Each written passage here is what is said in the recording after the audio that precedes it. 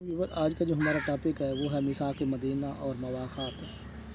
ہجرت کے بعد یثرب مدینہ النبی مدینۃ النبی صلی اللہ علیہ وسلم کے نام سے موسوم ہوا۔ اس میں 4 بڑی بڑی قومیں قیام پذیر تھیں، یعنی مہاجرین، انصار، منافقین اور یہود۔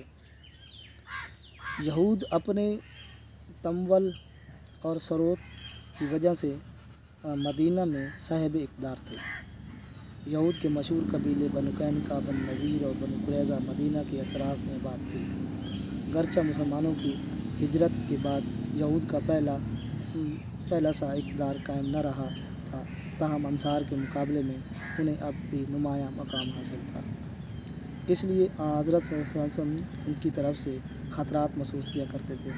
مزید یہ کہ مدینہ جب اب مرکز اسلام بن چکا تھا تو اس پر بحر کے خطرات کے بادل بھی منڈلا رہے تھے، کیونکہ بیرونی طور پر اہل مدینہ مکہ اور اندرونی طور پر منافقین مدینہ کی طرف سے خدشہ تھا۔ اس لیے نبی کریم صلی اللہ علیہ وسلم نے مدینہ منورہ میں تشریف آوری کے بعد یہود اور انصار مدینہ سے ایک معاہدہ کیا، جسے تاریخ میں میثاق مدینہ کے نام سے یاد کیا جاتا ہے۔ اس معاہدے کی تفاصیل سیرت ابن ہشام میں درج ہے۔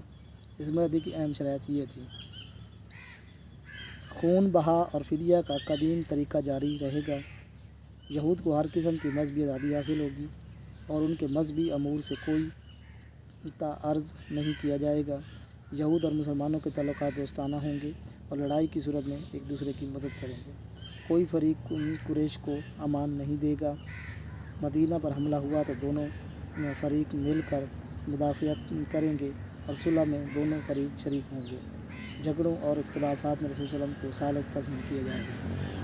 مذکورہ بالا شرائط معاہدے سے یہ حقیقت کھل کر سامنے آ جاتی ہے کہ مدینہ منورہ میں مسلمانوں اور مہاجرین اور انصار کو غالب اکثریت حاصل ہو چکی تھی، اور مدینہ کے امور میں ان کا قول فیصلہ کن حیثیت کا حامل تھا، کیونکہ اختلافات اور جھگڑوں کی صورت میں رسول اکرم صلی اللہ علیہ وسلم کو ثالث تسلیم کرنے کا منشا یہ ہوا کہ آپ صلی اللہ علیہ وسلم کو مدینہ کا حاکم تسلیم کر لیا گیا۔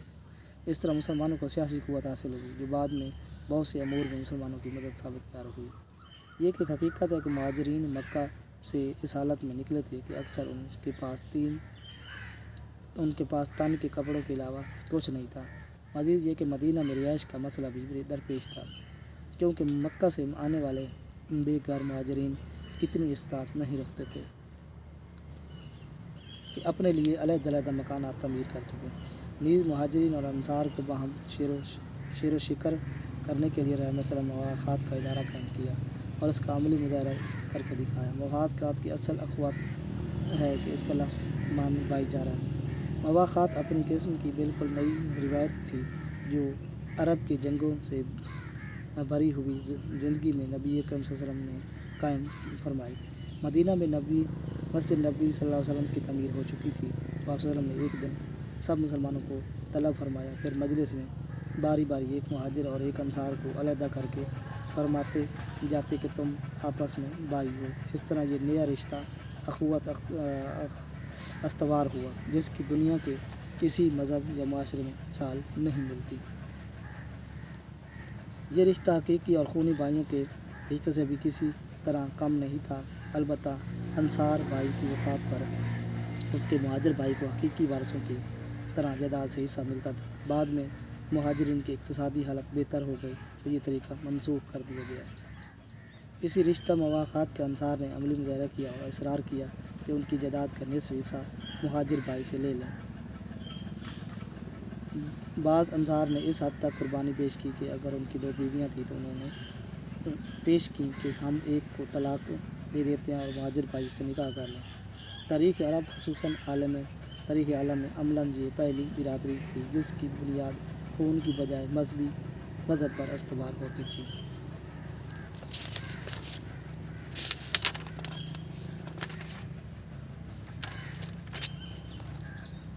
مکہ مکرمہ میں اسلامی لشکر کے داخلے سے پہلے یہ اعلان کر دیا گیا کہ جو شخص ہتھیار ڈال دے گا، ابو سفیان کے ہاں پناہ لے گا، اپنے گھر کا دروازہ بند کر لے گا، اسے امن دیا جائے گا۔ اور اس اعلان کے بعد اسلامی لشکر مختلف دستوں کی شکل میں مختلف اطراف سے مکہ مکرمہ میں داخل ہوا۔ اہل مکہ کو مزاحمت کی جرأت نہ ہوئی۔ آج تک اتنا ہی، نیکسٹ ویڈیو ملتے ہیں نئے ٹاپک کے ساتھ.